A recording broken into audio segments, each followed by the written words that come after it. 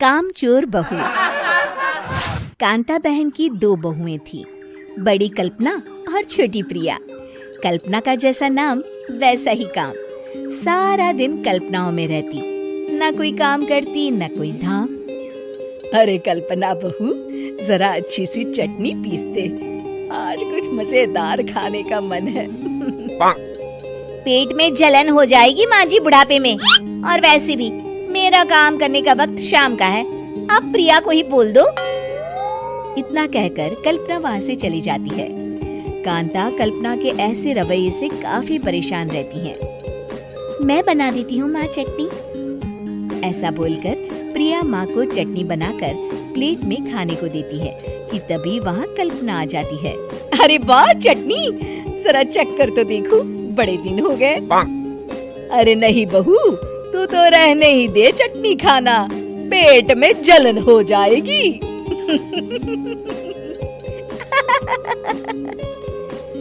इतना कहकर कांता और प्रिया दोनों हंसने लगते हैं। कल्पना सारा दिन या तो मोबाइल में YouTube देखती या फिर सोती रहती। उसका कमरा भी बिखरा और गंदा रहता।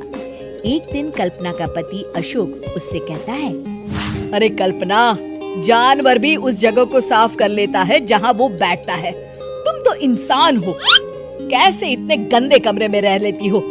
देखो सारा सामान यहाँ वहाँ बिखरा पड़ा है। ज्यादा अपनी माँ का बोल ना बोलो। हाँ, कमरा तुम्हारा भी तो है, गंदा लग रहा है तो साफ कर लो।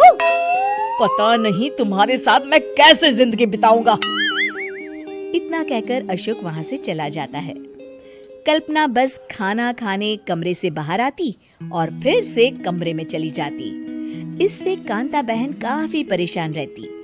एक दिन प्रिया कांता से कहती है, माँ, मैं सारा दिन काम करके थक जाती हूँ, आप कल्पना दीदी से कहिए ना कि सुबह और शाम का काम बांट ले। मैं तो अब सिर्फ एक वक्त का ही काम करूँगी। हाँ। अरे तू वो भी ना करना, एक बहू तो कामचोर थी ही, दूसरी भी आ गई काम ना करने के बहाने लेकर। तभी वहाँ प्रिया का पति रमेश आ जाता है। माँ, मैं देख रहा हूँ भाभी कोई काम नहीं करती, प्रिया सारा दिन घर और रसोई का काम करती है, अब कुछ करो ना माँ। कांता मन में कुछ सोचती है और कल्पना के पास जाती है। कल्पना फोन पर मेकअप करना देख रही होती है। कल्पना, तुम सारा दिन बस मोबाइल देखती हो, घर का कोई काम भी कर लिया करो। प्रिया सारा दिन काम करके थक जाती है। आज से मैंने फैसला किया है, एक वक्त का काम तुम करोगी, सुबह का खाना तुम बनाओगी और रात का प्रिया। आप लोगों ने काम को हवा बना रखा है। अरे पता नहीं थोड़ा सा ज्यादा काम करने में आप लोग घबरा क्यों जाते हैं। और हाँ, बहुत ज्यादा प्रिया की तारीफ मत करिए मेरे सामने, बड़ी बहू तो मैं ही रहूंगी। मैं कुछ नहीं जानती, कल सुबह मुझे वक्त से खाना चाहिए, रसोई में आ जाना, वरना कल से तुझे खाना नहीं मिलेगा। अगली सुबह कल्पना रसोई में नहीं आती है। वो देर से सोकर उठती है और बाहर आकर कहती है, अरे भूख लगी है, आज खाने में क्या है? इतनी देर हो गई, आज किसी ने मुझे उठाया भी नहीं, पता नहीं कहाँ है सब। कल्पना को घर में कोई नहीं दिखता। वो रसोई की तरफ जाती है जहाँ बड़ा सा ताला लगा होता है। अरे रसोई में ताला? ओ, मैं तो भूल ही गई थी। माँ ने आज से सुबह का खाना मुझे बनाने को कहा था। हे भगवान, इतने लोगों का खाना बनाना क्या आसान है? तभी घर के सारे सदस्य बाहर से वापस आते हैं। वाह माँ जी, मजा आ गया छोले भटूरे खाकर।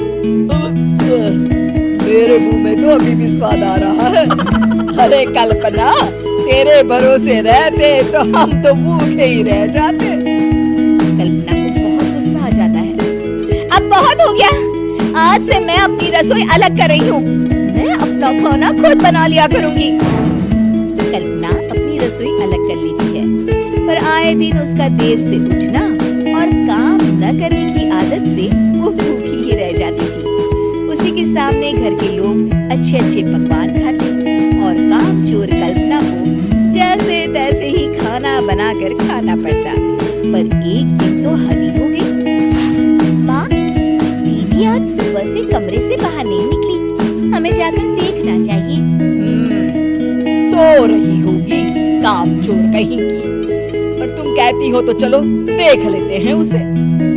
कल्पना कमरे में पेट पकड़कर बैठी होती है।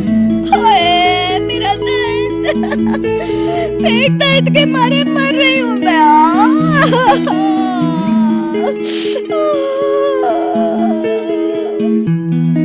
अरे दीदी, क्या हुआ? पेट में दर्द क्यों हो रहा है? डॉक्टर को दिखाया आपने? माँ, कल्पना खड़ी होती है और माँ जी के पास आती है। मुझे माफ कर दीजिए, अब से मैं सारे काम में मदद करूंगी, कभी आलस और काम चोरी नहीं करूंगी। हाँ हाँ, वो तो ठीक है, लेकिन अचानक क्या हो गया जो तू काम करने को तैयार हो गई? काम चोर कल्पना। माँ, लगातार बासी और उल्टा पुल्टा खाना खाने के कारण मेरे पेट में इन्फेक्शन हो गया है। काम न करना पड़े इसलिए मैं 2 दिन का खाना एक दिन ही बना लेती थी। बासी और खराब खाना खाने के कारण लेने के देने पड़ गए। पेट में दर्द हो रहा है। चलो अच्छा हुआ, देर आए दुरुस्त आए।